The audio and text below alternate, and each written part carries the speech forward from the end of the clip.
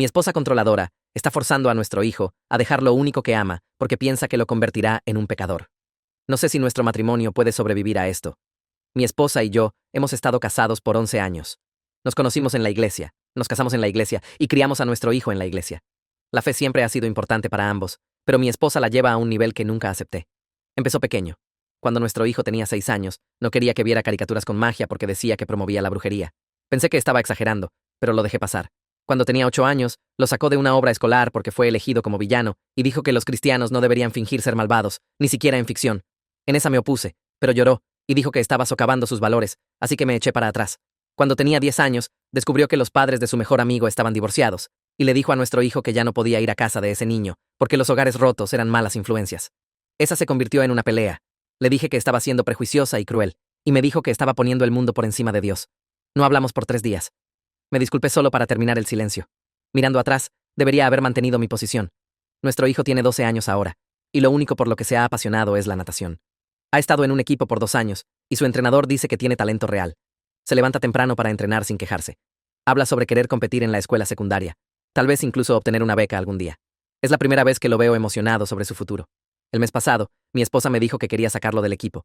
Le pregunté por qué, y dijo que había estado observando las prácticas y no le gustaba lo que veía. Pregunté qué significaba eso. Dijo que las chicas del equipo usan trajes de baño muy reveladores y no quiere que nuestro hijo esté expuesto a eso todos los días. Dijo que es un ambiente que normaliza la lujuria y lo corromperá. Le dije que eso era una locura. Le dije que tiene 12 años y está enfocado en nadar, no en lo que las chicas están usando. Dijo que eso es exactamente lo que el diablo quiere que pensemos. Dijo que para cuando notemos el daño, ya será demasiado tarde. Le dije que no lo sacaría del equipo. Dijo que bien, lo haría ella misma. Al día siguiente, fue a la piscina y le dijo a su entrenador que nuestro hijo renunciaba inmediatamente. No me preguntó, no me advirtió. Me enteré cuando mi hijo llegó a casa llorando y me preguntó por qué mamá lo odiaba. La confronté esa noche y estaba completamente calmada al respecto. Dijo que hizo lo que tenía que hacer para protegerlo. Dijo que yo era demasiado débil para tomar las decisiones difíciles, así que las tomó por ambos.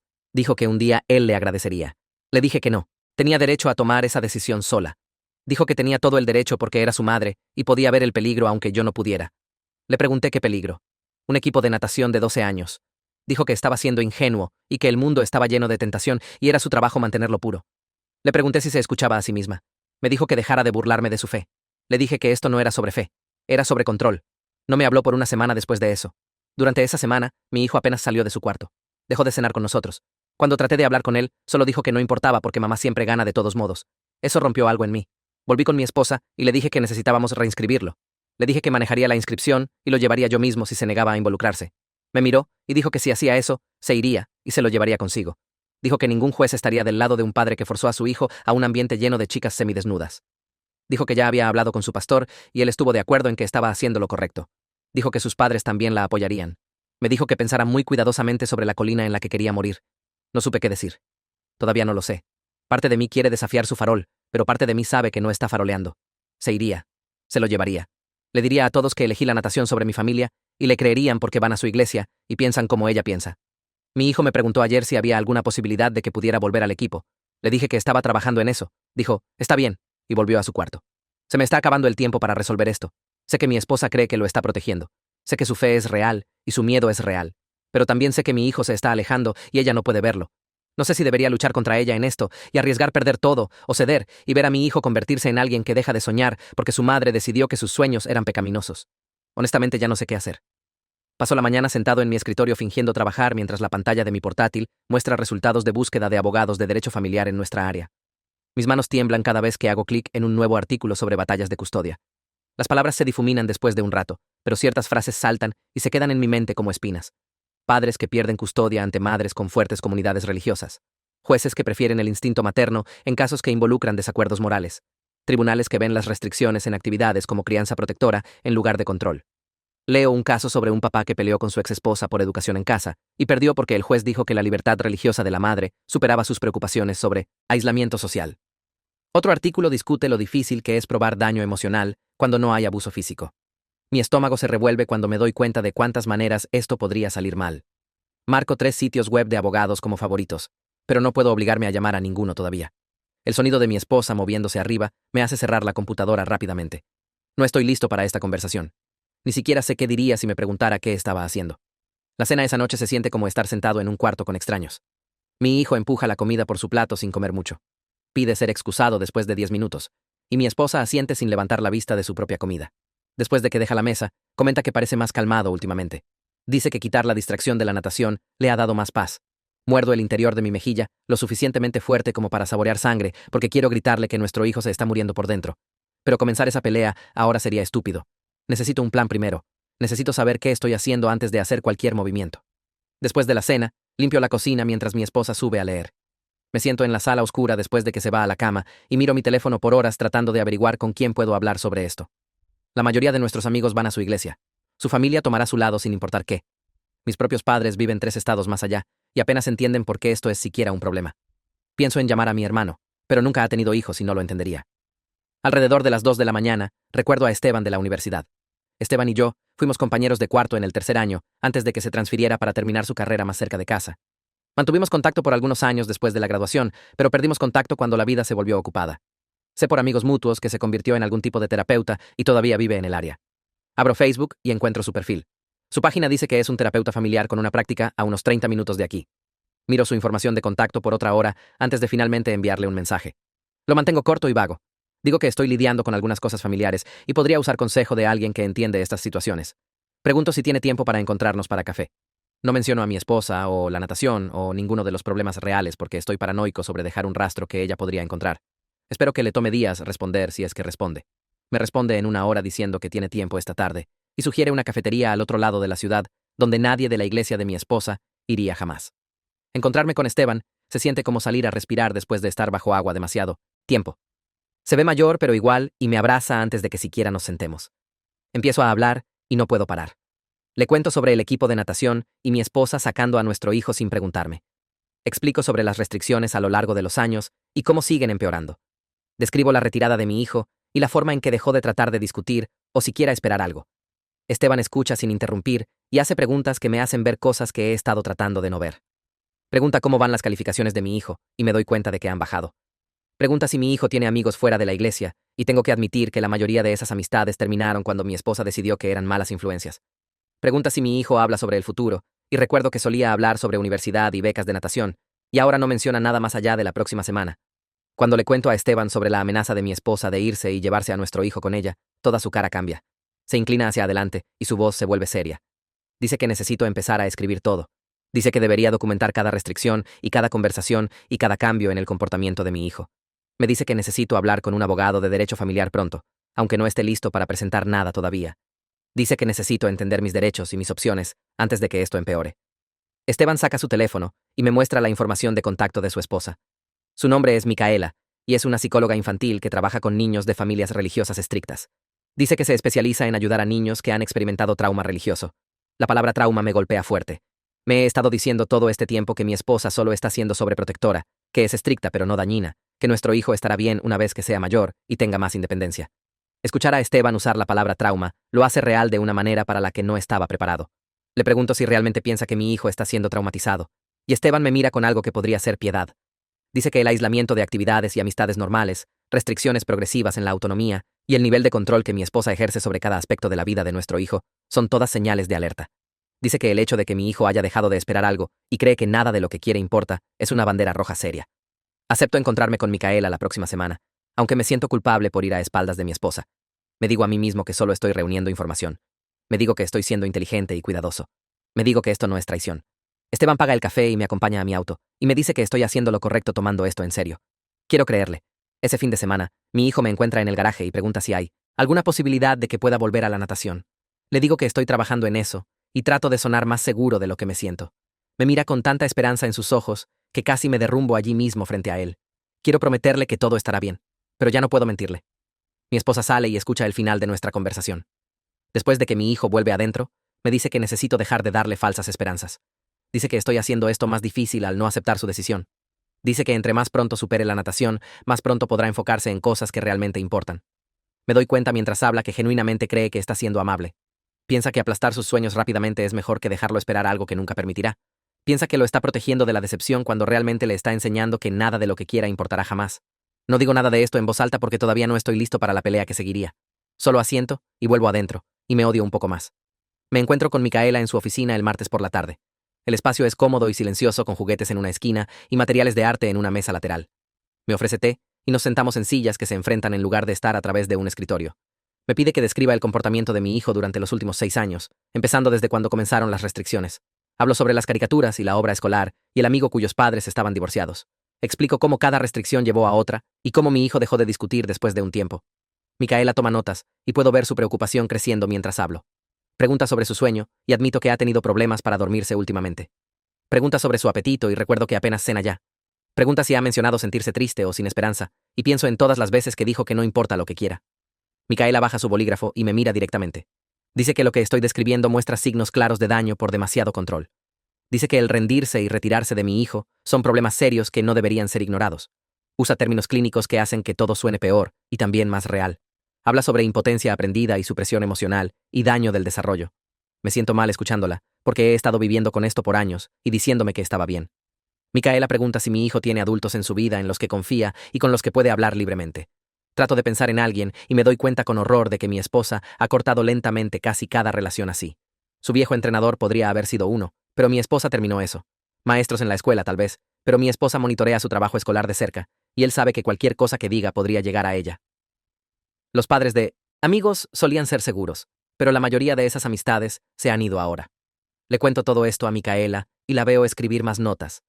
Sugiere que empiece a reconstruir algunas de esas conexiones cuidadosamente, sin hacer obvio lo que estoy haciendo.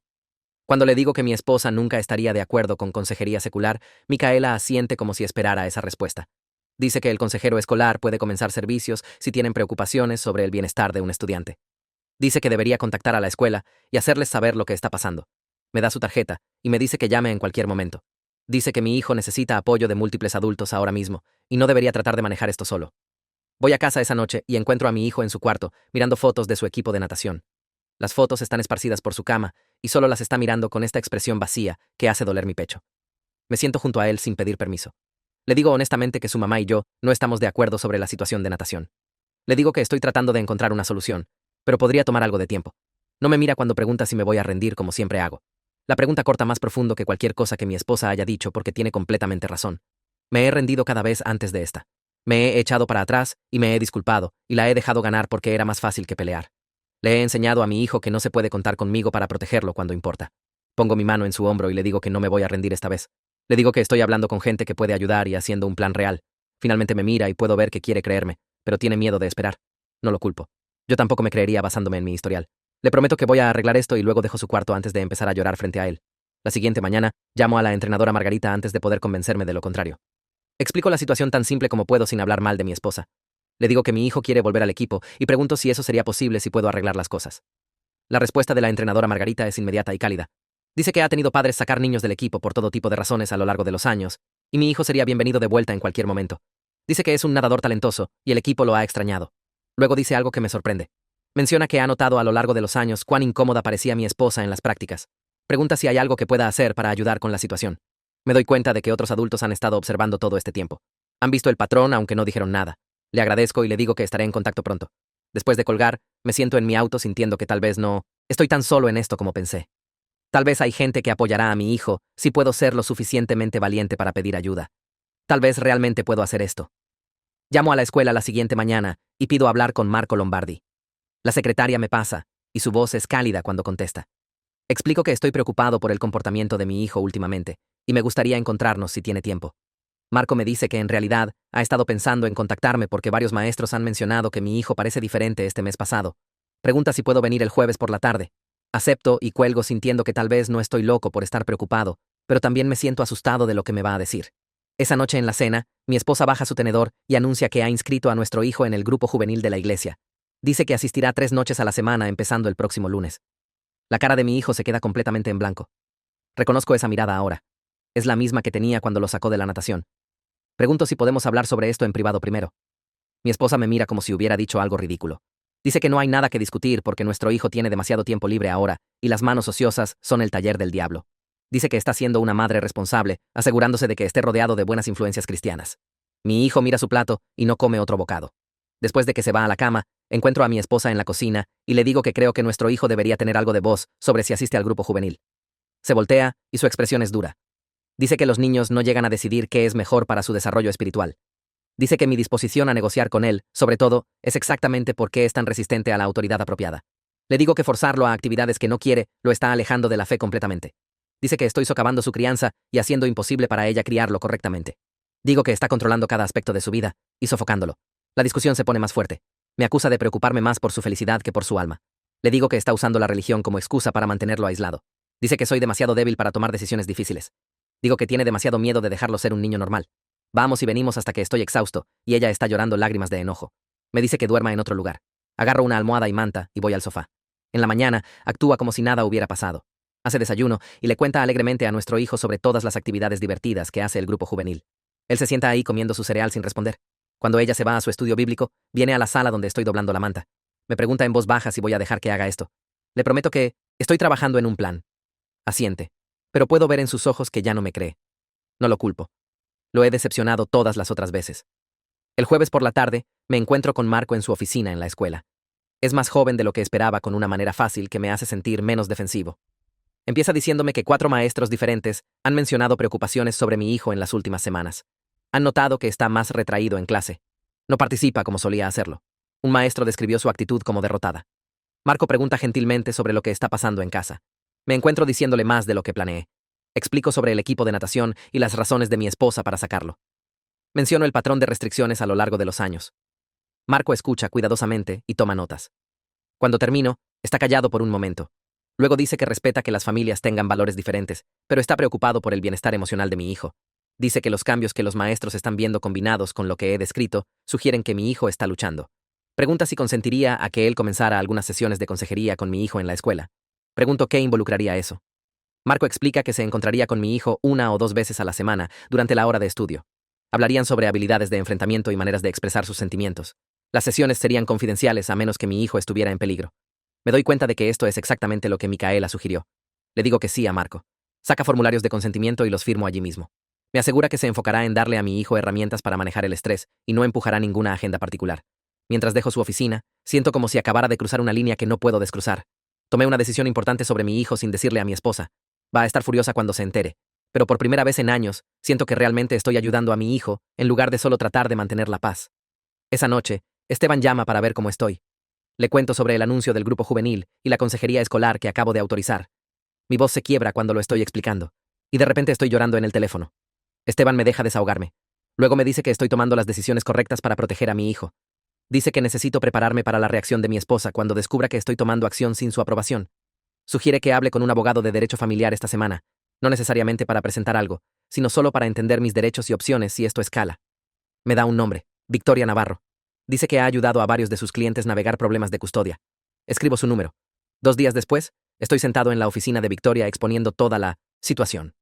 Empiezo desde hace 6 años con la prohibición de caricaturas y camino a través de cada restricción y conflicto hasta la crisis de natación y la consejería escolar que acabo de autorizar.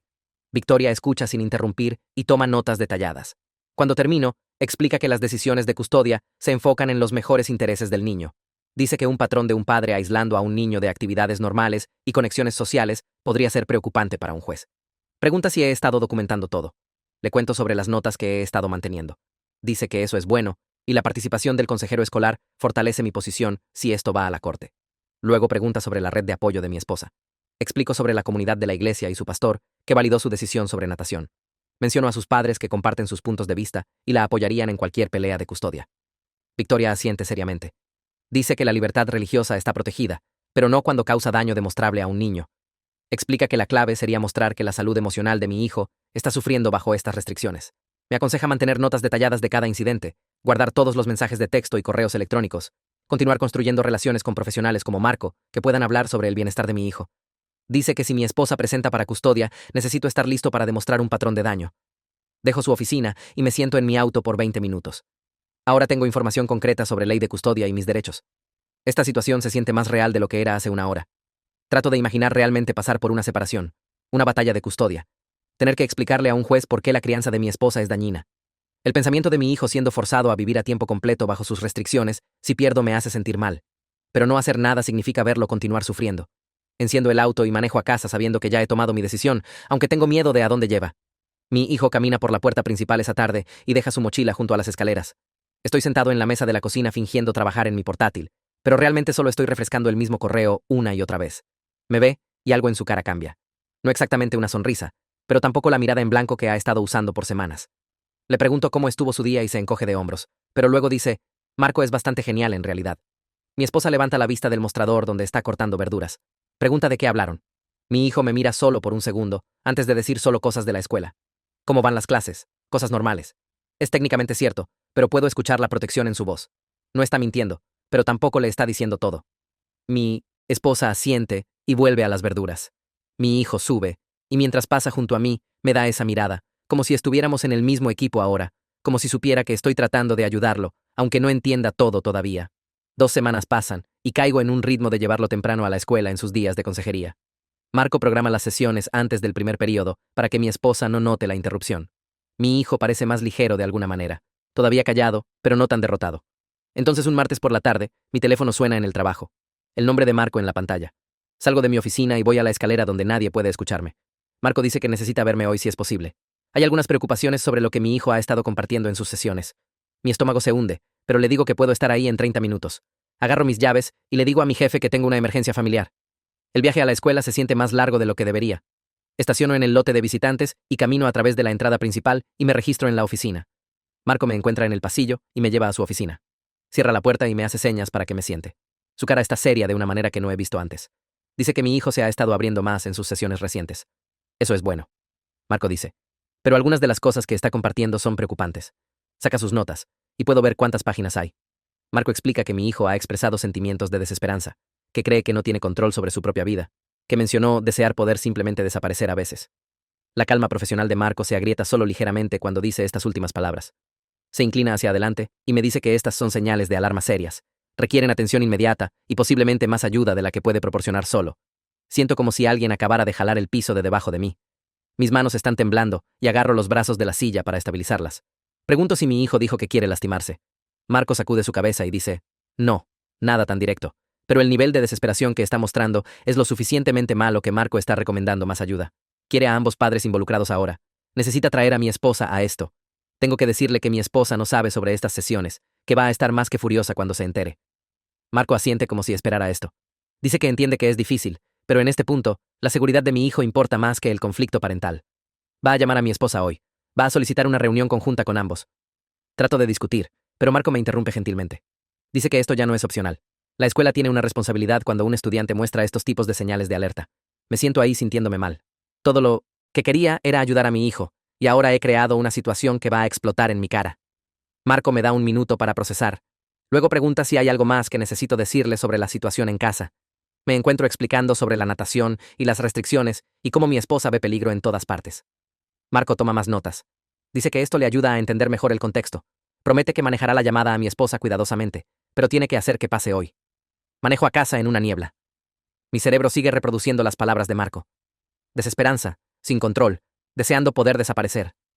¿Cómo dejé que se pusiera tan malo? ¿Cómo no vi cuánto estaba sufriendo? Entro al garaje y el auto de mi esposa ya está ahí. Aunque apenas son las 3 de la tarde, nunca llega a casa temprano. Entro y está parada en la cocina con su teléfono en la mano y su cara está roja. Me ve y empieza a gritar inmediatamente. ¿Quiere saber por qué autoricé consejería a sus espaldas? ¿Qué mentiras ha estado diciendo nuestro hijo a este consejero? ¿Por qué la rodeé como si no importara? Trato de explicar que estaba preocupado por él, que parecía tan deprimido y pensé que hablar con alguien podría ayudar. Me interrumpe y dice que los consejeros seculares no entienden guerra espiritual, que nuestro hijo está siendo entrenado para ver crianza normal como abuso, que esto es exactamente lo que pasa cuando dejas que el mundo entre a tu familia. La pelea que sigue es peor que cualquiera que hayamos tenido jamás. Ambos estamos gritando. La puerta de mi hijo arriba permanece cerrada, y sé que puede escuchar todo. La voz de mi esposa se hace más fuerte mientras me acusa de conspirar con extraños. Dice que estoy socavando su autoridad y envenenando a nuestro hijo contra su fe.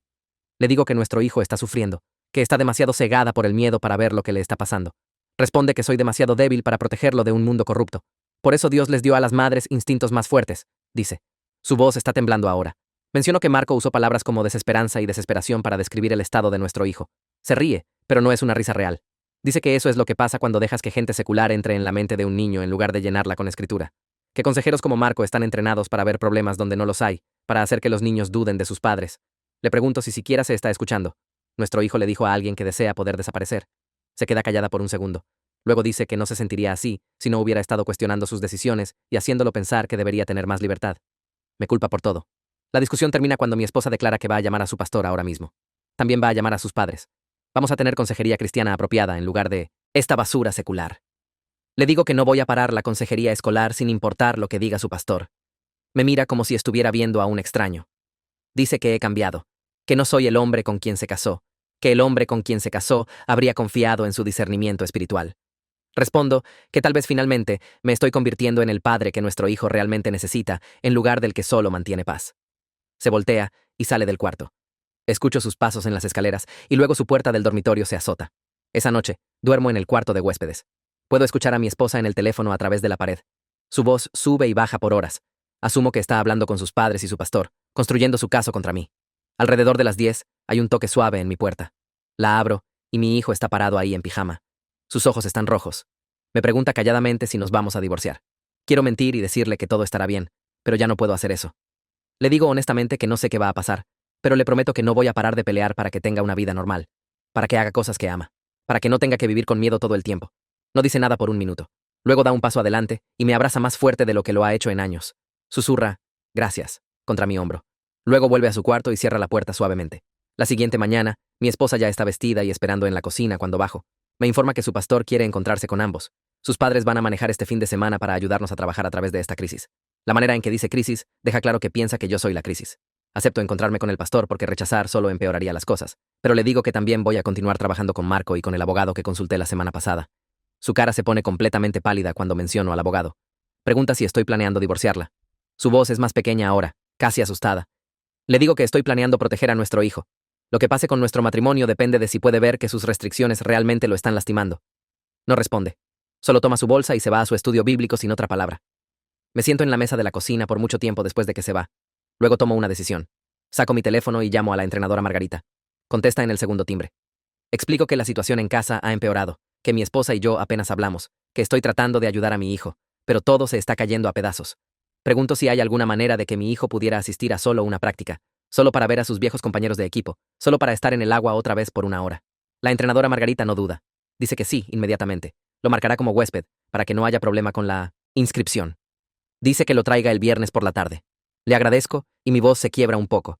Me dice que ha estado entrenando por 15 años y ha visto padres pelear sobre deportes antes. Dice que estoy haciendo lo correcto poniendo a mi hijo primero. Que la natación no es solo un deporte para niños como él. Es donde se encuentran a sí mismos. El viernes por la tarde, recojo a mi hijo de la escuela. Se sube al auto y pregunta a dónde vamos. Le digo que vamos a la piscina. Toda su cara cambia. Pregunta si mamá lo sabe y le digo, no, todavía no. Pero me estoy encargando de eso. No dice nada más, pero puedo verlo tratando de no sonreír, tratando de no esperar demasiado en caso de que esto se quite otra vez. Manejamos al centro recreativo y me estaciono en el lote. Mi hijo sale lentamente como si no estuviera seguro de que esto es real. Entramos, y el olor de cloro nos golpea inmediatamente. Sus hombros se relajan. Vamos a la cubierta de la piscina, y la entrenadora Margarita nos ve y saluda. Los otros niños notan a mi hijo, y varios de ellos corren hacia él. Están preguntando dónde ha estado, y diciendo que lo extrañaron. Mi hijo está sonriendo de verdad ahora. La entrenadora Margarita le dice que se cambie, y se una a ellos para calentamientos. Ver a mi hijo de vuelta en el agua es como ver a alguien volver a la vida. Se zambulle, y su forma todavía es fuerte incluso después de un mes lejos. Está riendo y bromeando con los otros niños entre vueltas. Durante un descanso, la entrenadora Margarita me lleva aparte. Dice que puede ver la diferencia en él inmediatamente. La tensión que estaba cargando se ha ido. Aquí es donde pertenece, me dice. Lo veo nadar otra vuelta, y sé que tiene razón. Cuando la práctica termina, mi hijo viene goteando y sonriendo. Me agradece.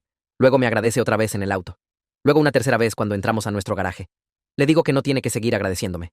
Dice, sí, tengo que hacerlo. Porque esta es la primera vez en mucho tiempo que alguien eligió lo que él quería sobre lo que era más fácil. Mi esposa está esperando en la cocina cuando entramos al garaje. Puedo verla a través de la ventana parada junto al fregadero con sus brazos cruzados. Mi hijo también lo nota, y su sonrisa se desvanece. Me mira y le digo que va a estar bien. Entramos por la puerta del garaje y ella está justo ahí. Mira el cabello mojado de mi hijo y luego a mí. No dice nada al principio. Solo camina hacia él y se inclina cerca. Huele el cloro en él, y toda su cara cambia. Se echa para atrás y pregunta dónde hemos estado. Mi hijo mira el piso. Le digo que fuimos a la piscina. Pregunta si deliberadamente actué contra su decisión. Digo que sí. Lo llevé a práctica de natación porque lo hace feliz, y no hay nada malo con eso. Se voltea hacia mi hijo y le dice que vaya a su cuarto. Se va sin mirar a ninguno de nosotros. Una vez que se ha ido, me pregunta si entiendo lo que acabo de hacer. Le digo que le di a nuestro hijo una hora de hacer algo que ama. Dice que he probado que no se puede confiar en mí. Dice que va a tener que tomar acción más directa para protegerlo de mi mal juicio. Pregunto qué significa eso, y no responde. Solo pasa junto a mí y sube. Los siguientes 2 días son silenciosos. Mi esposa no me habla excepto para decirme que su pastor quiere encontrarse con ambos. Acepto, porque rechazar empeoraría las cosas. La reunión es el jueves por la noche en la iglesia. Manejamos separadamente. Llego primero y espero en el estacionamiento. Cuando llega, camina directamente adentro sin reconocerme. La sigo adentro. La oficina del pastor es pequeña con un escritorio y 3 sillas. Ya está sentado detrás del escritorio cuando entramos. Se levanta y estrecha la mano de mi esposa y luego la mía. Nos dice que nos sentemos. Mi esposa se sienta en la silla más cerca de su escritorio. Tomo la otra. El pastor abre con una oración pidiendo sabiduría y guía. Luego me mira y dice que mi esposa ha compartido sus preocupaciones sobre las actividades de nuestro hijo. Dice que quiere escuchar mi perspectiva. Empiezo a explicar que nuestro hijo ama la natación y que sacarlo del equipo lo ha lastimado emocionalmente. El pastor levanta su mano. Dice que entiende mi preocupación, pero que hay peligros espirituales que podría no estar viendo. Dice que las esposas están llamadas a ser guardianas del hogar. Dice que las madres tienen percepción especial dada por Dios para proteger a los niños. Trato de contarle sobre las preocupaciones de Marco y las sesiones de consejería. Me interrumpe. Dice que la psicología mundana contradice la verdad bíblica. Dice que los consejeros seculares no entienden guerra espiritual. Mira a mi esposa y asiente como si hubiera tenido razón todo el tiempo. Luego se voltea hacia mí. Dice que necesito arrepentirme por mi rebelión contra la autoridad espiritual de mi esposa. Dice que necesito confiar que Dios honrará su obediencia, aunque no pueda ver la sabiduría en ello. Me siento ahí escuchándolo hablar sobre su misión y liderazgo espiritual y proteger niños de la corrupción. Mi esposa está asintiendo con todo lo que dice. Me doy cuenta de que nada de lo que diga cambiará la mente de este hombre. Pelear con él solo hará que mi esposa esté más segura de que tiene razón. Así que solo me siento ahí. Lo dejo terminar su conferencia. Cuando termina, pregunta si estoy dispuesto a apoyar las decisiones de mi esposa. Le digo que pensaré sobre lo que dijo. No es un sí y no es un no. La reunión termina con otra oración. Caminamos al estacionamiento y mi esposa se ve complacida. Dice que está contenta de que escuchara lo que el pastor tenía que decir. No le digo que ya he decidido que su opinión no importa, pero creo que puede ver algo en mi cara porque se queda callada en el viaje a casa. El sábado por la mañana, los padres de mi esposa llegan. Su padre es un hombre alto que trabajó en construcción toda su vida. Su madre es pequeña y habla constantemente. Abrazan a mi esposa en la puerta y me dan la mano. Mi esposa ya les ha contado todo. Su padre me lleva aparte dentro de 1 hora de llegar. Me dice que necesitamos hablar de hombre a hombre. Salimos al porche trasero. Empieza diciendo que me respeta, pero que necesito entender algo. Dice que soy la cabeza espiritual de la familia, y eso significa que necesito liderar. Pero luego dice que cuando se trata de criar niños, las madres tienen un entendimiento especial. Dice que mi esposa está haciendo lo que es mejor para nuestro hijo, aunque no pueda verlo todavía. Dice que necesito apoyar sus decisiones y parar de socavar su autoridad. Escucho sin discutir. No tiene caso. Va a tomar el lado de su hija sin importar lo que diga. Dentro de la casa, la madre de mi esposa ha acorralado a mi hijo en la sala. Puedo verlos a través de la ventana. Le está hablando, y él está sentado ahí con sus hombros encorvados. Más tarde esa noche, mi hijo me dice que le dio una larga plática sobre honrar a sus padres y confiar en su sabiduría. Todo el fin de semana se siente como una intervención. Los padres de mi esposa se quedan hasta el domingo por la noche. Su padre me da conferencias 2 veces más. Su madre sigue haciendo comentarios sobre cómo los niños hoy están demasiado consentidos y necesitan guía más estricta. Paso la mayoría del fin de semana en el garaje planeando mis próximos pasos. Cuando finalmente se van, mi esposa parece confiada de que me han ayudado a enderezarme. El domingo por la noche, después de que sus padres se van, mi esposa me pide que me siente en la mesa de la cocina. Dice que ha estado pensando sobre todo y quiere ofrecer un compromiso. Me siento frente a ella. Dice que permitirá que nuestro hijo regrese a la natación si acepto algunas condiciones. Pregunto qué condiciones. Las enumera. Primero, necesito asistir al grupo de hombres de su iglesia cada semana. Segundo, nuestro hijo necesita asistir al grupo juvenil 3 veces a la semana. Tercero, necesitamos cambiarlo a una escuela cristiana el próximo año. Se sienta hacia atrás y espera mi respuesta. La miro y me doy cuenta de que esto no es un compromiso en absoluto. Esto es ella tratando de traerme bajo el mismo sistema de control que ha construido alrededor de nuestro hijo. Cada condición está diseñada para rodearme con gente que piensa como ella, para presionarme a ponerme en línea. Le digo que no. Su cara cambia. Pregunta qué quiero decir. Digo que no voy a aceptar esos términos. Dice que está tratando de encontrarme a medio camino.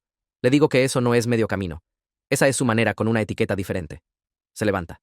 Pregunta qué quiero de ella. Le digo honestamente que quiero que vea que nuestro hijo está sufriendo. Quiero que vea que sus restricciones están aplastando su espíritu. Dice que sufrimiento temporal es mejor que condenación eterna. Dice que preferiría que la resentiera ahora que perder su alma después. Me doy cuenta de que estamos hablando idiomas completamente diferentes. Puede que no haya terreno medio aquí. Le digo a mi esposa que voy a reinscribir a nuestro hijo en natación. Le digo que manejaré todo el transporte y asistencia a prácticas. Puede elegir no estar involucrada si eso es lo que quiere, pero no voy a ceder en esto. Su cara se pone blanca. Dice que si hago eso, va a seguir adelante con su amenaza de irse y pedir custodia. La miro y le digo que he hablado con un abogado de derecho familiar. Le digo que estoy preparado para esa posibilidad. Le digo que creo que un juez estará muy interesado en escuchar sobre el estado emocional de nuestro hijo y las preocupaciones del consejero escolar. Me mira fijamente. Pregunta si realmente estoy dispuesto a destruir nuestra familia por la natación. Le digo que estoy dispuesto a proteger el bienestar de nuestro hijo. Lo que pase con nuestro matrimonio depende de si puede aceptar eso. Deja el cuarto. La escucho en el teléfono arriba por horas. La semana después de esa conversación es la más fría que nuestra casa ha sido jamás. Mi esposa y yo apenas hablamos excepto sobre logística. Me dice cuándo la cena está lista. Le digo cuándo llegaré tarde a casa. Eso es todo. Mi hijo nota la tensión, pero parece menos ansioso que antes. Como si pudiera sentir que algo finalmente se está moviendo. El miércoles, voy en línea y someto los formularios de reinscripción al equipo de natación. Pago la tarifa con mi tarjeta de crédito. Luego voy al cuarto de mi hijo y le digo que está oficialmente de vuelta en el equipo empezando la próxima semana. Toda su cara se ilumina.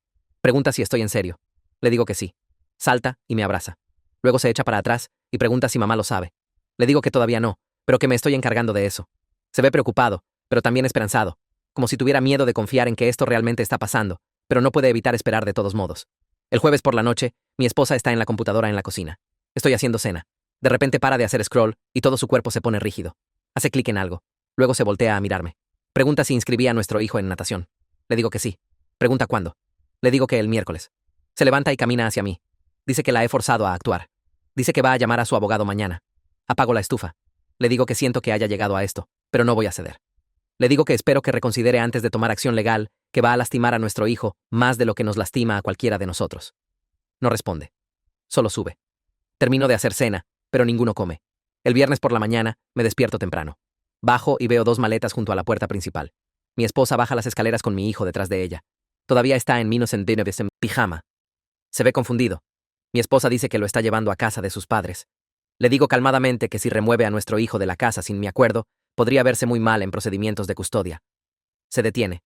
Me mira tratando de averiguar si estoy faroleando. Saco mi teléfono y le muestro el número de Victoria en marcación rápida. Pregunto si realmente quiere empezar esta pelea ahora mismo. Pregunto si podemos tratar de resolver algo por el bien de nuestro hijo. Se queda ahí por un momento largo. Luego le dice a mi hijo que vuelva arriba. Me mira. Asiento. Se va. Mi esposa toma las maletas y las carga de vuelta arriba. No me dice otra palabra. Se muda al cuarto de huéspedes esa tarde. Veo a mi esposa cargar las maletas de vuelta arriba, su movimiento rígido y enojado. No me mira. No dice otra palabra. La puerta del cuarto de huéspedes se cierra con un clic silencioso, que de alguna manera se siente más fuerte de lo que habría sido azotarla. Mi hijo está parado en la parte de arriba de las escaleras en pijama, viéndose confundido y asustado. Le digo que se vista para la escuela y que todo está bien. Asiente, pero puedo ver que no me cree. Yo tampoco, realmente. La casa se siente diferente ahora, como si algo se rompió que no puede ser arreglado. Mi esposa mueve su ropa al cuarto de huéspedes durante los próximos días. Toma su almohada y sus libros y la lámpara pequeña de su mesa de noche. No pide ayuda, y yo no ofrezco. Nos pasamos en el pasillo como extraños. Hace cena, pero deja la mía en la estufa en lugar de llamarme a la mesa. Como solo mientras ella y nuestro hijo se sientan en el comedor en silencio. Mi hijo sigue mirando hacia la cocina como si quisiera decir algo, pero no sabe qué. Después de la cena, va a su cuarto y lo escucho en el teléfono con alguien, su voz baja y cuidadosa. Me pregunto si está hablando con uno de sus compañeros de equipo. Espero que sí. El miércoles por la tarde, llevo a mi hijo a su primera práctica de regreso. Está callado en el auto jugando con su bolsa de natación. Pregunta si mamá realmente está bien con esto. Le digo la verdad que no está bien con esto, pero yo sí, y eso es lo que importa ahora mismo. Procesa eso por un minuto. Luego pregunta qué pasa si trata de sacarlo otra vez. Le prometo que no voy a dejar que eso pase. Me mira como si estuviera tratando de decidir si puede confiar en esa promesa. No lo culpo por dudar. En la piscina, lo acompaño adentro, y la entrenadora Margarita nos saluda a ambos con una sonrisa cálida. Le dice a mi hijo que está contenta de tenerlo de vuelta, y pregunta si recuerda sus ejercicios de brazada. Asiente y va al vestuario. Me toca el brazo y dice calladamente que ha visto situaciones como esta antes, que algunos padres luchan con dejar que sus hijos tengan independencia. Le agradezco por ser paciente con nuestra familia. Dice que mi hijo lo vale, que tiene potencial real si se le permite desarrollarlo. Verlo, zambullirse en la piscina, se siente como ver a alguien volver a la vida. Su forma todavía es buena. Su timing todavía está ahí. Nada sus vueltas de calentamiento con enfoque y energía que no he visto en semanas. Cuando lo recojo después de la práctica, está exhausto, pero sonriendo. Me cuenta sobre sus tiempos, como la entrenadora Margarita dijo que no ha perdido mucha velocidad a pesar del mes lejos. Habla sobre el equipo de relevos y una competencia próxima, y en qué eventos quiere enfocarse. Escucho y siento algo aflojarse en mi pecho. Esto es lo que necesitaba. Esto es quien es cuando se le permite ser él mismo. En casa, mi esposa está en el cuarto de huéspedes con la puerta cerrada. Mi hijo la mira mientras pasamos, pero no dice nada. Va a su cuarto a hacer tarea. Hago cena y lo llamo cuando está lista. Mi esposa no sale. Dejo un plato afuera de su puerta. Más tarde esa noche, la escucho moviéndose, yendo al baño, consiguiendo agua de la cocina. No hablamos. La siguiente mañana, se levanta temprano y se va antes de que mi hijo despierte. Pregunta dónde está, y le digo que fue a la iglesia. Pregunta si alguna vez va a volver. Le digo que vive aquí. Solo está molesta ahora mismo. Se ve preocupado, pero también aliviado, como si parte de él no le importaría si se quedara lejos. Ese pensamiento me asusta. Mi teléfono suena el viernes por la tarde mientras estoy en el trabajo. Es Victoria. Dice que el abogado de mi esposa contactó su oficina sobre un caso de custodia potencial. Mi estómago se hunde. Victoria dice que necesitamos reunirnos inmediatamente para prepararnos. Dejo el trabajo temprano y manejo a su oficina en el centro. En su sala de conferencias, Victoria extiende papeles y abre su portátil. Explica que el abogado de mi esposa envió una carta preliminar delineando su posición. Van a reclamar que estoy exponiendo a nuestro hijo a influencias inmorales contra las convicciones religiosas de mi esposa. Van a arguir que su libertad religiosa debería ser respetada en arreglos de custodia. Victoria dice que esto es en realidad un argumento más débil de lo que esperaba, porque se basa fuertemente en libertad religiosa, sin abordar el bienestar real de nuestro hijo. Pregunto, ¿qué necesitamos hacer? Dice que necesitamos documentación de todo. El declive emocional de mi hijo antes de que lo reinscribiera, las preocupaciones del consejero escolar, cualquier evidencia de que las restricciones de mi esposa le estaban causando daño. Pasamos 2 horas repasando las notas y correos de Marco. Le muestro los mensajes de texto de la semana que mi hijo estaba retraído y apenas comía. Describo la conversación donde mi hijo dijo, «Mamá siempre gana de todos modos». Victoria toma notas detalladas y dice, «Esto es exactamente lo que necesitamos». Explica que la corte familiar se enfoca en los mejores intereses del niño, no en qué padre tiene las creencias más justas. El patrón de mi esposa aislando a nuestro hijo de actividades normales y el impacto documentado en su salud mental será nuestro argumento más fuerte. Victoria pregunta sobre la red de apoyo de mi esposa. Le cuento sobre la comunidad de la iglesia, su pastor que validó su decisión, sus padres que piensan que estoy siendo débil. Asiente seriamente y dice que esa red de apoyo podría trabajar contra nosotros si testifican que mi esposa es una madre devota, protegiendo a su hijo. Pero también dice que sus puntos de vista extremos podrían en realidad ayudar a nuestro caso si parecen irrazonables a un juez. Me aconseja mantener notas detalladas de cada incidente de ahora en adelante. Guardar todos los mensajes de texto y correos electrónicos. Documentar cada vez que mi hijo llega a casa feliz de la natación y cada vez que mi esposa se rehúsa a reconocer sus actividades. Construir una línea de tiempo clara que muestre la diferencia en su bienestar antes y después de que me resistiera a sus restricciones. Dejo su oficina sintiéndome tanto empoderado como aterrorizado. Esto realmente está pasando. Nos dirigimos hacia una batalla de custodia. El pensamiento me enferma, pero no hacer nada sería peor.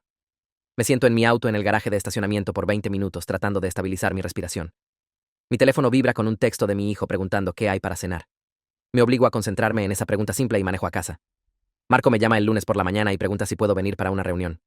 Le digo a mi jefe que tengo una emergencia familiar y dejo el trabajo. En la oficina de Marco se ve más serio de lo usual. Dice que mi hijo ha estado hablando sobre los cambios en casa durante sus sesiones. Parece tanto esperanzado como ansioso sobre lo que está pasando. Está preocupado por sus padres separándose, pero también aliviado de que alguien finalmente esté peleando para que tenga experiencias normales. Marco se pausa y me mira directamente. Dice que mi hijo le dijo que por primera vez en años siente como si tal vez su vida no tiene que estar completamente controlada por el miedo. Que su papá realmente está defendiéndolo, en lugar de solo decir que lo hará. Marco dice que está dispuesto a testificar si es necesario sobre el estado emocional en el que estaba mi hijo antes y la mejora que está viendo ahora. El peso de esa oferta me golpea fuerte. Este consejero que apenas nos conoce está dispuesto a ir a la corte para ayudar a mi hijo. Le agradezco, y mi voz se quiebra un poco. Dice que ha visto demasiados niños aplastados por padres bien intencionados que no pueden ver el daño que están causando. Dice que mi hijo merece mejor y está contento de que alguien esté peleando por él. Saliendo del edificio de la escuela, siento la realidad completa de lo que viene. Esto ya no es solo una pelea con mi esposa. Esto es testimonio y documentación y procedimientos legales. Esto es otra gente examinando nuestra familia y decidiendo qué es mejor para nuestro hijo. Esto es aterradoramente real. Llamo a Esteban esa tarde y pregunto si él y Micaela pueden reunirse conmigo. Programamos cena en su casa para el miércoles. Cuando llego, tienen a los niños ocupados arriba y los 3 nos sentamos en su sala. Explico todo lo que ha pasado desde que reinscribí a mi hijo. La situación del cuarto de huéspedes, el abogado de custodia, la oferta de Marco de testificar. Esteban y Micaela escuchan sin interrumpir.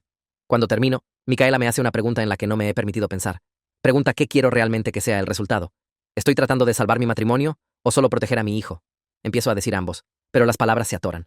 Me siento ahí por un momento largo, dándome cuenta de que ya no sé. Mi matrimonio se siente como si ya hubiera terminado. Mi esposa y yo ni siquiera podemos estar en el mismo cuarto. No podemos ponernos de acuerdo en los aspectos más básicos de la crianza. Les digo honestamente que no sé si mi matrimonio puede salvarse cuando tenemos puntos de vista tan fundamentalmente diferentes sobre cómo criar a nuestro hijo. Micaela asiente gentilmente. Dice que quedarse en un matrimonio donde tengo que pelear constantemente por el bienestar de mi hijo no es sostenible para nadie. No para mí, no para mi esposa, y especialmente no para mi hijo. Dice que a veces la cosa más amorosa es crear ambientes saludables y separados, donde ambos padres pueden tener relaciones con su hijo sin el conflicto constante. Esteban añade que mi hijo ya está viendo la diferencia entre un hogar donde es controlado y un hogar donde es apoyado. Esa claridad solo se hará más fuerte mientras este proceso continúa. Siento algo moverse dentro de mí mientras hablan. He estado tratando de salvar un matrimonio que tal vez no vale la pena salvar. He tenido miedo del divorcio cuando tal vez el divorcio es en realidad la respuesta que le da a mi hijo la mejor oportunidad de una vida saludable. 3 semanas después de que reinscribí a mi hijo en natación, un servidor de proceso aparece en mi puerta. Firmo por el sobre y mis manos tiemblan aunque sabía que esto venía. Adentro hay papeles de custodia, documentos legales oficiales con números de caso y sellos de la corte. Mi esposa está pidiendo custodia primaria con visitación supervisada para mí. La petición reclama que estoy exponiendo a nuestro hijo a influencias dañinas contra sus convicciones religiosas. Describe al equipo de natación como un ambiente que normaliza inmodestia y tentación. Arguir que su libertad religiosa como padre debería ser protegida y respetada. Leo todo 2 veces, sintiéndome mal. Luego llamo a Victoria. Me dice que traiga los papeles a su oficina inmediatamente. 1 hora después, estamos sentados en su sala de conferencias y está leyendo todo con una pluma en mano. Hace notas en los márgenes y encierra ciertas frases. Cuando termina, levanta la vista y dice: esto es en realidad más débil de lo que esperaba. Todo el argumento se basa en libertad religiosa, sin abordar el bienestar de nuestro hijo para nada. No hay mención de su estado emocional, su declive documentado o la mejora desde que regresó a actividades. Todo es sobre las creencias de mi esposa y su derecho a criar según esas creencias. Victoria dice que esto nos da bases fuertes para pelearlo. La corte familiar no es sobre de quién son más válidas las creencias. Es sobre qué es mejor para el niño. Y tenemos documentación de que nuestro hijo sufrió bajo sus restricciones y mejoró cuando esas restricciones fueron levantadas. Dice que vamos a responder con nuestro propio archivo, pidiendo custodia primaria con visitación regular para mi esposa. Vamos a mostrar el patrón de daño psicológico que sus restricciones causaron y arguir que nuestro hijo necesita un hogar primario donde se le permita ser un niño normal. La parte más difícil es decirle a mi hijo sobre el caso de custodia. Espero hasta después de la cena cuando está relajado de la práctica de natación. Me siento en su cama y trato de explicarlo en términos que puede entender. Le digo que su mamá y yo estamos teniendo problemas poniéndonos de acuerdo sobre qué es mejor para él, así que vamos a dejar que un juez nos ayude a averiguarlo. Está callado por 1 minuto. Luego pregunta si tiene que elegir entre nosotros. Le digo que así no es como funciona. El juez se preocupará por lo que es mejor para él, y su opinión importa, pero él no es el que hace la elección. Procesa eso. Luego me pregunta algo que rompe mi corazón. Pregunta si su mamá siquiera lo quiere si está tratando de controlar todo lo que hace. Siento mi garganta apretarse. No tengo una buena respuesta. Le digo que su mamá lo ama mucho, solo que lo muestra de maneras que no siempre son saludables. Le digo que tiene miedo de perderlo, ya sea al mundo o a mí, y ese miedo la hace tratar de controlar todo. Asiente lentamente. Luego dice algo que me sorprende. Dice que ya no tiene miedo. Tenía miedo cuando mamá lo sacó de la natación y pensó que nunca podría volver, pero ahora está más preocupado por tener que vivir con ella a tiempo completo otra vez. Pregunta si hay alguna manera de que pueda decirle al juez que quiere vivir conmigo. Le digo que cuando los niños tienen 12 años, los jueces sí escuchan lo que quieren. Se ve aliviado. Luego me abraza y dice: gracias por no rendirte esta vez. Lo sostengo y siento el peso de cada vez que me rendí antes. Marco me llama después de la siguiente sesión de consejería de mi hijo. Dice que algo significativo pasó hoy. Mi hijo preguntó si podía hablar con el juez él mismo. Marco explicó que a los 12 años es lo suficientemente grande que sus preferencias serán consideradas, y preguntó qué querría decir mi hijo. Marco saca sus notas y me lee lo que mi hijo le dijo. Dijo que se siente como si hubiera estado sofocándose, bajo las reglas de su mamá, que ha extrañado a sus amigos y actividades, y sentirse como un niño normal, que finalmente se siente como si pudiera respirar otra vez, ahora que está de vuelta nadando. Marco documentó todo esto cuidadosamente, y dice que la claridad de mi hijo sobre sus propias necesidades es en realidad una señal positiva de recuperación emocional. Los niños que han sido controlados por mucho tiempo a menudo luchan para articular lo que quieren. Pero mi hijo lo sabe. Sabe que lo hace sentirse vivo y que lo hace sentirse aplastado. Marco dice que este tipo de autoconciencia será poderosa en la corte. Los jueces prestan atención cuando los niños pueden expresar claramente sus propias experiencias. Agradezco a Marco por todo lo que está haciendo. Dice que solo está dándole a mi hijo espacio para encontrar su voz. El verdadero crédito va a mi hijo por ser lo suficientemente valiente para usarla. Manejando a casa, siento esta mezcla extraña de orgullo y dolor. Orgullo de que mi hijo esté encontrando su fuerza. Dolor de que tuvo que sufrir tanto antes de que alguien escuchara. La sesión de mediación sucede un martes por la mañana en la oficina del abogado de mi esposa. Victoria me advirtió que esto sería tenso. El abogado de mi esposa presenta lo que llaman un compromiso. Mi esposa estará de acuerdo con custodia conjunta si acepto ciertas condiciones. Nuestro hijo puede nadar, pero solo en prácticas donde nadadores masculinos y femeninos están separados. Puede tener amigos, pero ella los aprueba basándose en los valores de sus familias. Puede participar en actividades escolares, pero nada que entre en conflicto con eventos de la iglesia. Escucho toda la lista y siento mi mandíbula apretarse. Esto no es un compromiso. Estas son sus restricciones originales con modificaciones menores. Victoria empieza a responder, pero levanto mi mano. Miro a mi esposa a través de la mesa. No encuentra mis ojos. Le digo que la amo. Le digo que sé que cree que está protegiendo a nuestro hijo. Pero le digo que amo a nuestro hijo más de lo que amo nuestro matrimonio. Y no puedo estar de acuerdo con algo que lo ponga de vuelta en la prisión emocional que ha construido. Le digo que estoy dispuesto a compartir custodia justamente, pero solo si está de acuerdo en parar de restringir sus actividades y relaciones normales. Solo si lo deja ser un niño sin miedo y control constantes. Y si no puede hacer eso, estoy preparado para pelear por custodia primaria. Le digo que nuestro hijo merece un hogar donde pueda respirar. El cuarto está completamente silencioso. La cara de mi esposa se endurece. Me mira con algo cercano al odio. Dice que he elegido el mundo sobre Dios. Dice que nuestro hijo sufrirá por mi debilidad. Tomo un respiro. Le digo que he elegido el bienestar de nuestro hijo sobre su miedo. Le digo que espero que algún día vea la diferencia, pero he terminado de negociar con restricciones disfrazadas como compromisos. Victoria cierra su carpeta y dice, creo que hemos terminado aquí. El abogado de mi esposa trata de salvar algo, pero Victoria lo interrumpe. Dice que nos veremos en la corte. Nos levantamos y nos vamos. En el estacionamiento, Victoria me dice que nos dirigimos hacia un juicio de custodia. Procedimientos completos con testimonio y evidencia y la decisión de un juez. Me siento mal por eso, pero también me siento aliviado de que finalmente he trazado una línea que no cruzaré, aunque me costó mi matrimonio. Las siguientes semanas se difuminan juntas en un lío de reuniones de abogados y recolección de documentación y preparación de corte. Me reúno con Victoria 2 veces a la semana para repasar todo. Organizamos las notas de Marco cronológicamente para mostrar la línea de tiempo del declive y recuperación emocional de mi hijo. Conseguimos declaraciones de sus maestros sobre los cambios que han notado en su participación y humor. Recolectamos las observaciones de la entrenadora Margarita sobre su energía y enfoque renovados. Construimos un caso que muestra claramente lo que le pasa a mi hijo, bajo las restricciones de mi esposa, versus lo que pasa cuando se le permiten actividades y relaciones normales. En casa, mi hijo continúa nadando 4 veces a la semana. Su mejora es visible no solo en la piscina, sino en todo su comportamiento. Se ríe más. Habla sobre el futuro. Hace planes con compañeros de equipo. Sus maestros reportan que está participando más en discusiones de clase. Marco dice que se está abriendo más en sesiones de consejería y procesando sus sentimientos de maneras más saludables. La entrenadora Margarita me lleva aparte después de una práctica un día y dice que nunca ha visto a un niño recuperarse tan rápido de estar lejos del deporte. Dice que lo que sea que esté haciendo en casa está funcionando. No le digo que es principalmente solo dejarlo ser él mismo. Mi esposa y yo apenas interactuamos durante este tiempo. Se queda en el cuarto de huéspedes. Se va a la iglesia o a su grupo de oración la mayoría de las noches. Cuando nos cruzamos, el aire se siente pesado con todo lo no dicho. Mi hijo ha parado de tratar de comprometerse con ella. Responde sus preguntas con respuestas de una palabra y pasa la mayoría de su tiempo en su cuarto o en la práctica. Veo su relación desmoronarse y me siento impotente para pararla. Pero también sé que esa relación ya estaba rota por su necesidad de controlarlo. Tal vez la separación eventualmente les permitirá reconstruir algo más saludable. O tal vez no. De cualquier manera, mi hijo finalmente está seguro de ser el mismo. Esteban recomendó una iglesia al otro lado de la ciudad, donde un pastor llamado Diego Núñez dirigía servicios que se sentían diferentes desde el primer momento que caminé por las puertas. El edificio era más pequeño y menos formal que la iglesia de mi esposa, con alfombra gastada y sillas plegables en lugar de bancas pulidas.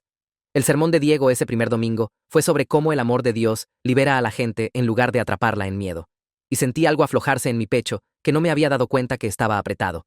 Después del servicio, me presenté y expliqué que estaba pasando por una situación de custodia, y Diego escuchó sin el juicio que había llegado a esperar de líderes religiosos. Ofreció reunirse conmigo durante la semana para hablar más, y cuando llegué a su oficina 3 días después, hizo preguntas reflexivas sobre el bienestar de mi hijo y las restricciones de mi esposa, sin sugerir una vez que estaba abandonando mi fe. Le conté sobre la natación y el aislamiento, y el patrón de control disfrazado como protección espiritual. Y Diego asintió como si hubiera visto esto antes. Dijo que las comunidades de fe saludables apoyan el crecimiento y curiosidad de los niños en lugar de apagar sus intereses y relaciones. Cuando mencioné el caso de custodia, ofreció sin dudar proporcionar una declaración para la corte sobre cómo mi enfoque de crianza se alineaba con desarrollo espiritual saludable. Dejé su oficina sintiéndome validado de una manera que no había sentido en años, como si tal vez elegir el bienestar de mi hijo sobre las demandas de mi esposa no era la traición que reclamaba que era. La deposición sucedió en una sala de conferencias que olía a café rancio y suministros de limpieza con el abogado de mi esposa sentado frente a mí y un reportero de la corte escribiendo cada palabra. Las preguntas empezaron suficientemente amigables, preguntando sobre mi trasfondo y mi matrimonio y mi relación con mi hijo. Luego cambiaron a mis prácticas de fe y si todavía creía en la autoridad de la Biblia y si pensaba que las actividades seculares eran más importantes que la formación espiritual. El abogado siguió volviendo a la natación, preguntando si entendía que estaba exponiendo a mi hijo a un ambiente que normalizaba inmodestia y si me preocupaba más por el logro atlético que por su desarrollo moral. Mantuve mi voz estable y traje cada respuesta de vuelta al declive emocional documentado de mi hijo bajo las restricciones de mi esposa y su mejora visible desde regresar a la natación. Mencioné las preocupaciones de Marco sobre desesperanza y retirada, las notas del consejero escolar sobre su aislamiento y la evidencia concreta de que mi hijo estaba más saludable cuando tenía actividades y amistades normales. El abogado trató de enmarcar la consejería secular de Marco como socavando valores cristianos.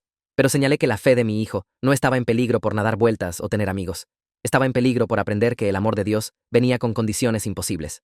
Después de 2 horas, Victoria pidió un descanso y me llevó aparte para decir que lo había hecho bien, que su caso todavía se basaba demasiado en argumentos de libertad religiosa, sin abordar el daño real que sus restricciones causaban. Dijo que los jueces se preocupan más por el bienestar de los niños que por interpretaciones teológicas de los padres, y nuestra documentación del sufrimiento de mi hijo bajo el control de mi esposa era más fuerte que sus reclamos sobre protección espiritual. La evaluadora de custodia era una mujer en sus 50 con ojos amables y un cuaderno que llenaba constantemente durante nuestras reuniones. Pasó 3 horas en mi apartamento haciendo preguntas sobre mi enfoque de crianza y la rutina diaria de mi hijo y cómo manejaba disciplina y apoyo emocional. Le mostré su horario de natación y expliqué cómo habíamos construido estructura alrededor de prácticas y tarea y tiempo con amigos. Y tomó notas sobre el equilibrio entre actividades y descanso. Cuando se reunió con mi esposa, la evaluadora pasó igual tiempo en la casa que solía compartir, y mi esposa aparentemente habló extensamente sobre guerra espiritual y los peligros de influencias seculares. La expresión de la evaluadora cuando me lo dijo después sugería que la intensidad de mi esposa se había registrado como preocupante en lugar de justa. La visita del hogar en mi lugar sucedió un miércoles por la noche cuando mi hijo estaba haciendo cena conmigo, y la evaluadora nos vio bromear mientras cortábamos verduras y notó lo relajado que parecía. En la casa de mi esposa durante su visita la siguiente semana, mi hijo era notablemente más callado y más cuidadoso con sus palabras, y la evaluadora documentó la diferencia en su reporte. La entrevista final sucedió solo con mi hijo, y cuando la evaluadora le preguntó directamente qué quería, dijo claramente que quería vivir principalmente conmigo pero todavía ver a su mamá regularmente. Dijo que quería seguir nadando y tener amistades normales, y no sentir como si cada interés o actividad fuera algo que tenía que defender o justificar. La evaluadora preguntó si amaba a ambos padres, y dijo que sí inmediatamente, pero luego añadió que amar a su mamá era más fácil cuando no tenía que vivir bajo sus reglas todo el tiempo. Construí una rutina para mi hijo que se convirtió en la espina dorsal de nuestra nueva vida juntos, con práctica de natación 4 mañanas a la semana, antes de la escuela, y 2 veces en fines de semana. Marco continuó viéndolo cada miércoles durante periodo de almuerzo, y esas sesiones se convirtieron en un espacio seguro donde mi hijo podía procesar la tensión continua con su madre y su ansiedad sobre los procedimientos de custodia. Esteban y Micaela nos invitaron la mayoría de los viernes por la noche, y su hijo Leo empezó a mentorear a mi hijo tanto en técnica de natación como en navegar las dinámicas sociales de ser un atleta competitivo. Verlos en la piscina juntos o hablando sobre estrategias de entrenamiento me hizo darme cuenta de cuánto mi hijo había estado perdiendo al no tener modelos a seguir mayores que compartían sus intereses. Mi hijo empezó a sonreír más durante esas semanas, haciendo bromas en la cena y hablando sobre competencias de natación próximas con genuino entusiasmo en lugar de la esperanza guardada que había mostrado antes. Sus calificaciones mejoraron mientras su estrés disminuyó, y sus maestros reportaron que estaba participando más en discusiones de clase y parecía más confiado en general. Estos cambios se volvieron centrales a nuestro caso de custodia con Marco, documentando la mejora semana a semana en el estado emocional de mi hijo, y Victoria recolectando declaraciones de sus maestros sobre la diferencia visible en su compromiso y humor. La entrenadora Margarita proporcionó notas detalladas sobre su enfoque y energía renovados en la piscina, y cómo sus tiempos estaban mejorando constantemente mientras recuperaba el acondicionamiento que había perdido durante el mes lejos del equipo. Cada pieza de evidencia apuntaba a la misma conclusión que mi hijo prosperaba cuando tenía actividades normales y relaciones de apoyo, y sufría cuando esas cosas eran restringidas en el nombre de protección espiritual. El reporte de la evaluadora de custodia llegó a la oficina de Victoria 6 semanas después de que el proceso de evaluación terminó, y me llamó inmediatamente para decir que estaba fuertemente a nuestro favor. El reporte recomendaba custodia primaria para mí, con visitación regular para mi esposa, citando preocupaciones específicas sobre su estilo de crianza restrictivo y su impacto negativo, documentado en la salud emocional de nuestro hijo. La evaluadora había incluido observaciones detalladas sobre la diferencia en el comportamiento de mi hijo entre nuestros 2 hogares, notando que estaba notablemente más relajado y hablador en mi lugar, comparado al comportamiento cuidadoso y guardado que mostraba en la casa de su madre. El reporte específicamente mencionaba la mejora dramática en su bienestar desde regresar a la natación y tener más autonomía sobre sus actividades y amistades. Recomendaba que cualquier arreglo de custodia debería priorizar mantener su rutina actual y sistemas de apoyo, incluyendo su equipo de natación, su consejería escolar y su relación con la familia de Esteban y Micaela. El abogado de mi esposa inmediatamente presentó una moción desafiando el reporte, argumentando que se basaba demasiado en estándares psicológicos seculares y no daba peso apropiado a las convicciones religiosas de una madre sobre crianza de niños. Victoria dijo que esta respuesta en realidad fortaleció nuestra posición porque mostró cuán fuera de contacto estaban sus argumentos con estándares reales de bienestar infantil. Explicó que las cortes no ignoran creencias religiosas, pero tampoco dejan que esas creencias anulen daño documentado a la salud mental de un niño. Y nuestro caso tenía documentación extensiva de ese daño, bajo las restricciones de mi esposa. 2 semanas antes de la fecha del juicio, Victoria recibió una llamada del abogado de mi esposa pidiendo una discusión de acuerdo. Mi esposa aparentemente estaba dispuesta a estar de acuerdo con custodia conjunta conmigo, teniendo custodia física primaria, si estaría de acuerdo con ciertas condiciones sobre la educación religiosa de nuestro hijo y asistencia a la iglesia. Nos reunimos en la sala de conferencias de Victoria para negociar los términos con mi esposa y su abogado en un lado, y Victoria y yo en el otro.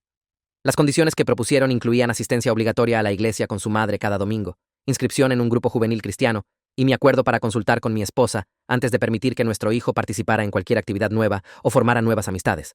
Escuché toda la lista y luego dije que estaría de acuerdo en que nuestro hijo podría asistir a la iglesia con su madre durante su tiempo de visitación y que apoyaría su desarrollo espiritual en cualquier forma que se sintiera correcta para él. Pero no estaría de acuerdo con ninguna restricción en sus actividades o amistades basada en las interpretaciones religiosas de mi esposa, y no le daría poder de veto sobre aspectos normales de su vida social y extracurricular. Su abogado empujó fuerte, diciendo que mi esposa necesitaba aseguramiento de que sus valores serían respetados en la crianza de nuestro hijo. Victoria respondió calmadamente que respetar valores era diferente de permitir que esos valores controlaran y restringieran el desarrollo de un niño, y que el reporte de la evaluadora de custodia dejaba claro qué enfoque servía a los mejores intereses de nuestro hijo. Negociamos por 3 horas yendo y viniendo sobre lenguaje específico, sobre educación religiosa y autoridad de toma de decisiones. Eventualmente, alcanzamos términos con los que podía vivir, donde mi esposa tendría tiempo regular y significativo con nuestro hijo, pero no tendría el poder para restringir sus actividades o aislarlo de experiencias infantiles normales. El acuerdo de arreglo final especificaba arreglos de custodia en lenguaje legal cuidadoso que protegía a mi hijo mientras mantenía su relación con ambos padres. Viviría principalmente conmigo durante el año escolar, con cenas de miércoles por la noche en la casa de su madre, y fines de semana, alternos desde viernes después de la escuela hasta domingo por la noche. Los días festivos serían divididos con acción de gracias, alternando años, y Navidad dividida entre Nochebuena con un padre y Día de Navidad con el otro. Mi esposa estuvo de acuerdo explícitamente en no interferir con su natación u otras actividades extracurriculares, y compartiríamos toma de decisiones sobre temas importantes como educación y cuidado médico, con un requisito de consultarnos antes de hacer cambios significativos. El acuerdo incluía una provisión de que cualquier padre podía pedir modificación si las circunstancias cambiaban sustancialmente, pero cualquier modificación necesitaría priorizar el bienestar emocional de nuestro hijo y mantener sus sistemas de apoyo actuales. No era perfecto, y sabía que mi esposa estaba profundamente infeliz con términos que limitaban su control sobre su vida diaria y actividades, pero protegía a nuestro hijo de las restricciones que lo habían estado aplastando mientras le daba tiempo regular con su madre en dosis manejables. Victoria revisó cada cláusula conmigo cuidadosamente, asegurándose de que entendiera tanto mis derechos como mis responsabilidades bajo el acuerdo. Cuando firmé los papeles, mi mano tembló ligeramente, sabiendo que este documento representaba el final formal de mi matrimonio y el comienzo de una nueva estructura para nuestra familia. Mi esposa y yo nos reunimos una última vez antes de la firma final, sentándonos frente a frente en una sala de conferencias neutral sin abogados presentes. Se veía cansada y mayor de lo que recordaba, con líneas alrededor de sus ojos que parecían más profundas de lo que habían estado hace meses. Me dijo que creía que estaba cometiendo un error terrible y que me arrepentiría de priorizar actividades mundanas sobre protección espiritual. Dijo que nuestro hijo crecería sin guía moral apropiada y algún día entendería que había estado tratando de salvarlo de la corrupción. Escuché sin interrumpir y luego le dije honestamente que creía que nuestro hijo crecería en un adulto saludable y fiel porque estaba aprendiendo que la fe no requería miedo y control. Dije que estaba descubriendo que el amor de Dios podía coexistir con experiencias infantiles normales y que el desarrollo espiritual no significaba aislamiento del mundo. Sacudió su cabeza y dijo que era ingenuo, que no podía ver los peligros que ella veía porque nunca había tomado guerra espiritual lo suficientemente en serio. Le dije que esperaba que con el tiempo viera a nuestro hijo prosperando con más libertad y se diera cuenta de que sus miedos no se habían hecho realidad. Dije que esperaba que eventualmente pudiera encontrar paz con el arreglo y enfocarse en construir una relación más saludable con él durante su tiempo de visitación. No respondió por un momento largo, solo miró sus manos dobladas en la mesa. Cuando finalmente levantó la vista, había algo en sus ojos que podría haber sido duda o podría haber sido agotamiento, alguna grieta en la certeza que siempre había cargado como armadura. Nos levantamos y nos fuimos sin decir nada más, y manejé a casa sabiendo que esa conversación era lo más cercano al cierre que obtendríamos. 6 semanas después de que el arreglo de custodia fue finalizado, mi hijo estaba floreciendo de maneras que no sabía que eran posibles. Hizo el equipo de relevos principal en natación, venciendo consistentemente sus tiempos anteriores y ganando elogios de la entrenadora Margarita sobre su técnica y resistencia mejoradas. Sus calificaciones saltaron de principalmente B y C a principalmente A y B. Y sus maestros reportaron que estaba participando activamente en discusiones de clase y mostrando curiosidad genuina sobre el material. Hizo varios amigos nuevos en la escuela, niños que compartían sus intereses en natación y videojuegos y actividades normales de 12 años. Las visitas de miércoles por la noche con su madre eran tensas, según lo que me dijo, con ella todavía tratando de controlar de qué hablaba y cómo pasaba su tiempo durante esas pocas horas. Pero dijo que las visitas eran manejables porque eran cortas y porque sabía que venía a casa, a mi lugar, después donde podía respirar. Las visitas de fines de semana alternos eran más difíciles, días completos, donde su madre trataba de llenar cada momento con actividades de iglesia y estudio bíblico y conversaciones sobre guerra espiritual. Mi hijo aprendió a soportarlas, manteniendo sus respuestas breves y sus pensamientos reales privados, lo que no era ideal, pero era mejor que el conflicto constante que había definido su relación antes. Marco continuó viéndolo semanalmente y reportó que la recuperación emocional de mi hijo estaba progresando bien, aunque todavía luchaba con ansiedad sobre decepcionar a la gente y necesitaba apoyo continuo para construir patrones más saludables. Pero la trayectoria general era inconfundiblemente positiva. Un niño que se había estado cerrando y rindiendo, ahora estaba comprometido con su vida y emocionado sobre su futuro. Le pregunté a mi hijo una noche si podíamos hablar sobre todo lo que había pasado, y nos sentamos en el sofá en mi apartamento con la TV apagada y el cuarto silencioso. Me disculpé por no haberme opuesto a su madre antes por todos los años que pasó, sintiéndose atrapado y creyendo que nadie pelearía por él. Le dije que debería haber trazado límites mucho antes, en lugar de dejar que las cosas escalaran al punto donde la intervención legal era necesaria. Estuvo callado por un minuto, y luego dijo que ya no estaba enojado conmigo, que entendía que había estado tratando de mantener a la familia junta y que debió haber sido realmente difícil. Luego dijo algo que hizo que mis ojos picaran con lágrimas, que estaba contento de que finalmente lo hubiera elegido, aunque significaba que nuestra familia se separara. Dijo que había pasado tanto tiempo pensando que las reglas de su mamá eran solo cómo tenía que ser la vida, y que verme pelear para que tuviera experiencias normales había cambiado cómo se veía a sí mismo y lo que merecía. Le prometí que siempre elegiría su bienestar primero de ahora en adelante, que nunca más dejaría que nadie lo hiciera sentir como si sus intereses y amistades y sueños fueran incorrectos o peligrosos. Sonrió y dijo que me creía, y luego preguntó si podíamos pedir pizza y ver una película. Pasamos el resto de la noche haciendo exactamente eso, solo estando juntos, sin tensión o miedo. Y me sentí agradecido por cada elección, difícil, que nos había llevado a este momento de paz. La aplicación de copaternidad en mi teléfono se convirtió en la manera principal en que mi esposa y yo nos comunicábamos. Mensajes cortos, sobre horarios de recogida y citas médicas que mantenían las cosas prácticas sin volverse emocionales. Dejaba a nuestro hijo los miércoles por la noche a las 6 y lo recogía a las 8.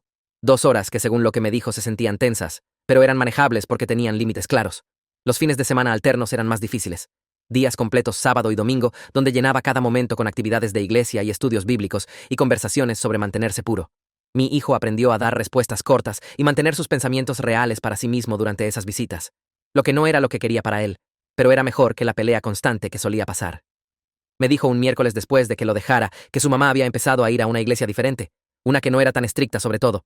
Lo había mencionado casualmente durante su cena juntos, diciendo que el nuevo pastor hablaba más sobre el amor de Dios que sobre todos los peligros en el mundo.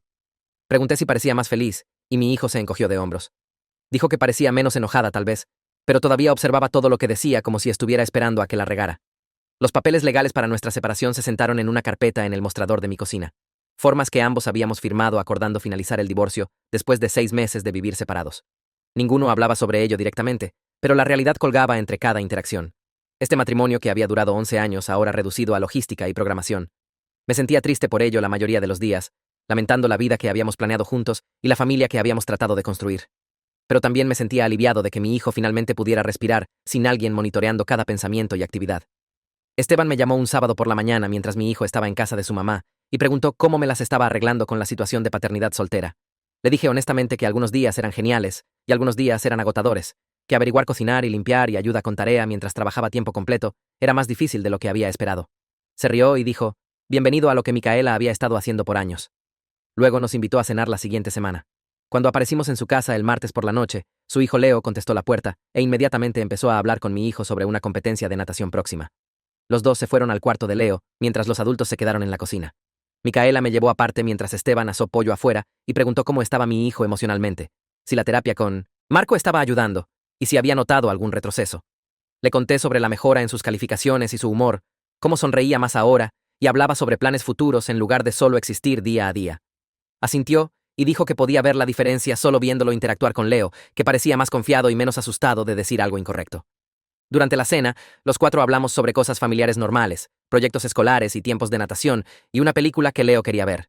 Y me di cuenta de que mi hijo estaba experimentando cómo se veían las dinámicas familiares saludables por tal vez la primera vez. Después de que nos fuimos, mi hijo dijo calladamente en el auto que le gustaba ir a su casa, porque nadie lo estaba vigilando para asegurarse de que no pensara pensamientos malos. Esa oración me hizo agradecido una vez más por la presencia constante de Esteban y Micaela en nuestras vidas. Este sistema de apoyo que se había vuelto crucial para ambos. Margarita me alcanzó después de la práctica un jueves por la noche y preguntó si tenía un minuto para hablar sobre el progreso de mi hijo. Nos quedamos junto a la piscina mientras los otros niños se secaron y recogieron sus bolsas, y me dijo que sus tiempos habían mejorado lo suficiente que se había calificado para una competencia regional que sucedía en 6 semanas.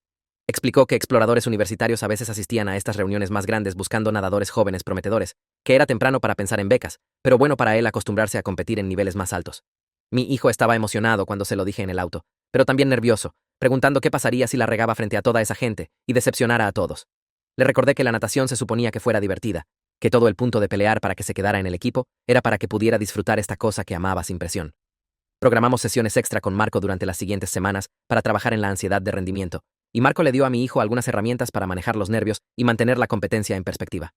El día de la reunión regional llegó y manejamos 2 horas a la instalación. Mi hijo silencioso en el asiento del pasajero, repasando su estrategia de carrera en su cabeza. Cuando su evento fue llamado y caminó a los bloques de salida, pude ver el enfoque en su cara y la confianza en sus movimientos. Se zambulló en la señal y se movió a través del agua con esta libertad y poder que hizo que mi pecho se apretara. Y cuando tocó la pared en tercer lugar, su sonrisa era tan genuina y orgullosa que supe que cada elección difícil había valido la pena. Después de la ceremonia de medallas, me encontró en las gradas y dijo que no podía creer que realmente lo había hecho, que por primera vez sentía como si tal vez realmente pudiera nadar en la escuela secundaria, y más, allá. 3 meses habían pasado desde que el arreglo de custodia fue finalizado, y mi hijo y yo nos sentamos en nuestra pequeña mesa de cocina comiendo pasta y hablando sobre sus planes para la escuela secundaria el próximo año. Quería probar para el equipo de natación universitario como estudiante de primer año, y tal vez tomar algunas clases avanzadas de ciencias, porque se había interesado en biología últimamente. Lo escuché mapear estas ideas para su futuro con verdadera emoción en su voz. Este niño que 6 meses atrás había creído que sus sueños habían terminado antes de empezar. Hizo una pausa entre bocados y preguntó si estaba feliz con cómo había resultado todo, y tuve que pensar en mi respuesta por un minuto. Le dije la verdad que estaba triste sobre el divorcio y deseaba que su mamá hubiera podido encontrar una manera de apoyarlo sin todo el miedo y control. Pero también dije que estaba genuinamente feliz viéndolo prosperar ahora, viéndolo hacer amigos y perseguir natación y planear para un futuro en el que realmente creía. Me sonrió a través de la mesa y dijo que él también estaba feliz, que la vida se sentía posible otra vez de una manera que no había sido por años. Ambos todavía estábamos averiguando las cosas y sanando de todo lo que había pasado, pero lo estábamos haciendo juntos como un equipo. Eso se sentía como suficiente por ahora.